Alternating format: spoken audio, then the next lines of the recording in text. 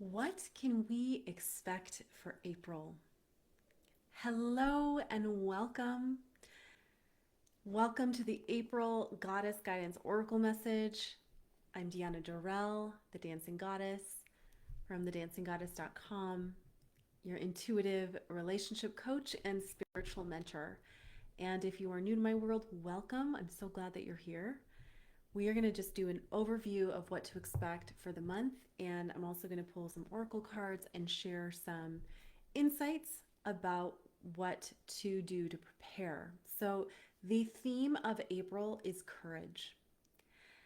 Courage to be yourself, courage to stand apart from the crowd, courage to move forward in a certain direction that's been nudging you, maybe quietly or not so quietly behind the scenes.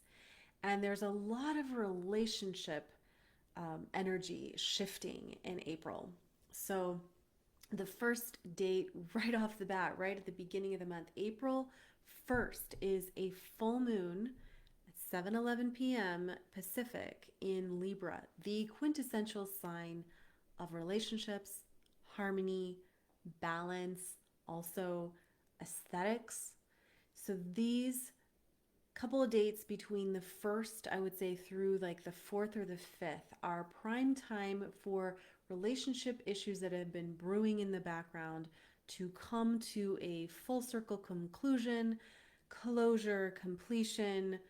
You're in or you're out kind of energy. We're moving forward, we're not moving forward. Or if you're dating, this can look like, okay, enough. I need to get over myself and finally put my dating profile up, even though I'm terrified, right? So this is about decisive action that is still in balance with your soul. In career, this full moon energy can look like completing a cycle of overgiving, completing a cycle of you overextending yourself for clients if you're in business for yourself or at your job, right? Just like taking on way too many tasks that are outside your job description and pay grade, and really, having some self respect to set those boundaries, not so much for the other people, but for yourself on what you are willing to tolerate and not tolerate anymore. Full moons bring conclusions, but they also bring illumination, right? So when it's in Libra, it has to do with looking at where have you been playing too nice. It's kind of like bringing out your inner bitch and playing. One of the things I often invite clients to do in my private practice as a coach is to try on an alter ego. Like, what would it feel like to be the bitch version of yourself, knowing that that actual version of you is not that, right? But that version of you that like doesn't care what people think, that is really rooted in self-love and self-respect, and will express yourself when you are feeling like something has been like violated or avoided, right? It's that kind of vibes as we start off the month. And overall, right, we're still in Aries season, which is very much about initiating, being the initiator in your life, not waiting for somebody to tell you that it's okay to move forward or to move on, but just choosing it because it's what your soul is telling you to do. And the card that goes with it is serendipity. Now I know this is so tiny. This is from Colette Baron Reed's Wisdom of the Oracle. This is the pocket-sized version. I'm traveling, so that's why I got the small cards. But it is literally a fairy grabbing a four-leaf clover, and the number is 18. I know it's really small, but what this means is that first week in April, there's going to be some really cool synchronicities. If you're willing to get over yourself, get past yourself, and really take those self respecting actions, right? There's that phrase, like, I make my own luck. Well, you'll start to see things that you weren't seeing when you were in the old identity. And the 18 breaks down to a 9. 1 plus 8 is 9, which is the last number in the single digits in numerology. So that is also a double like ending, right? It's a culmination of wisdom that you've gained from all of the challenges, all of the wins that you've had from the previous right? The previous cycle. So think about what you learned in March. What was the biggest takeaway? And how are you going to let that inform how you show up in April?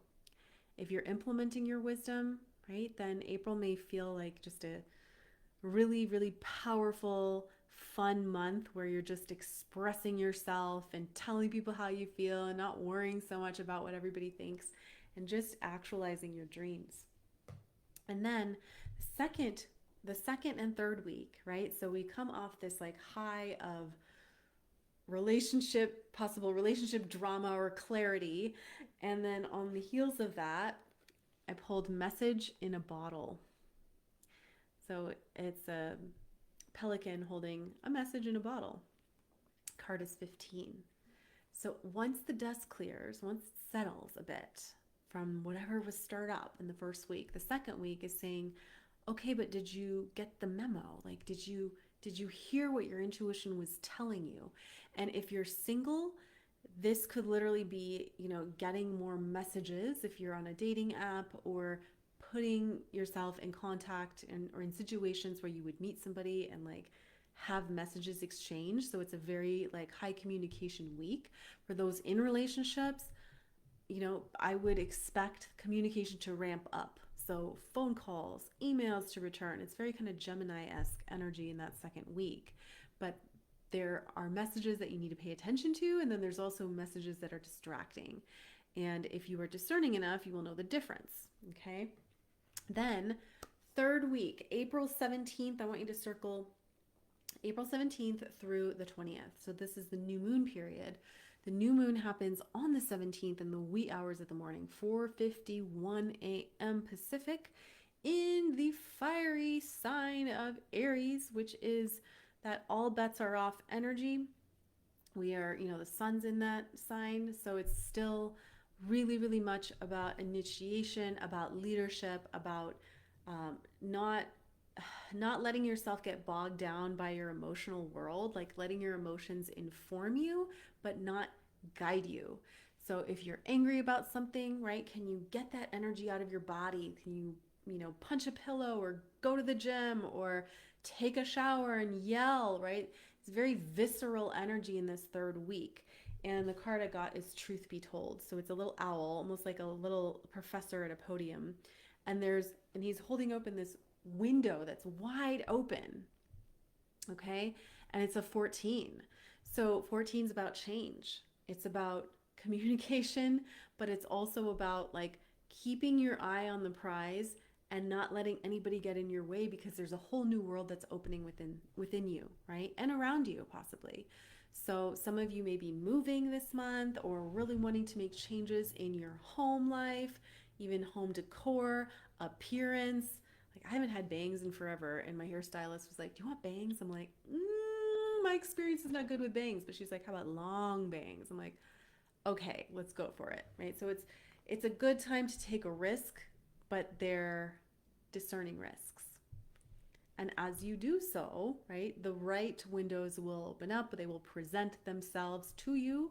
You won't have to force anything, because the owl is about integrating the wisdom that you already have, right? This may come through a book that you're reading or a dream that you have. Somebody says something and it reminds you of a piece of knowledge that you had from the past that you forgot, right? So this is saying like you have that owl energy with you in that third week. Use it. And then we wrap up the month. I love this. Happy, happy, happy. She's like this gorgeous hippie goddess. 26. Whatever you find that you've created by the end of April, if you've been listening to this, if you've been following your own internal guidance, there is so much potential for happiness and joy. And it's almost like a fog is lifted, right?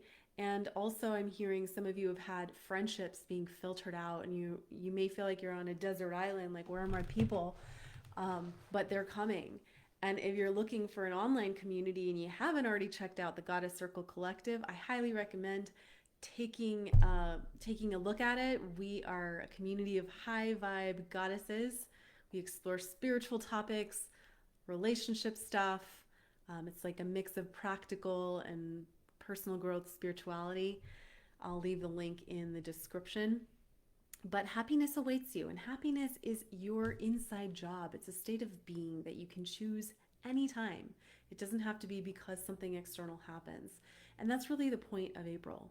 If you can have the courage to be yourself, even in the face of challenge, even in the face of potential criticism or judgment, you will end the month feeling like you can take a bow on the stage and say, I did everything I could, and look at all the amazingness that came from it.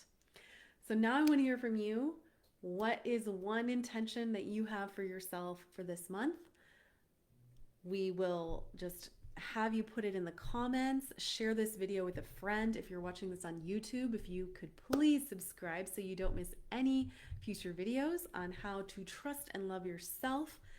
I would love to welcome you into my community. All right, have a beautiful day whenever you watch this, and I will talk to you very soon.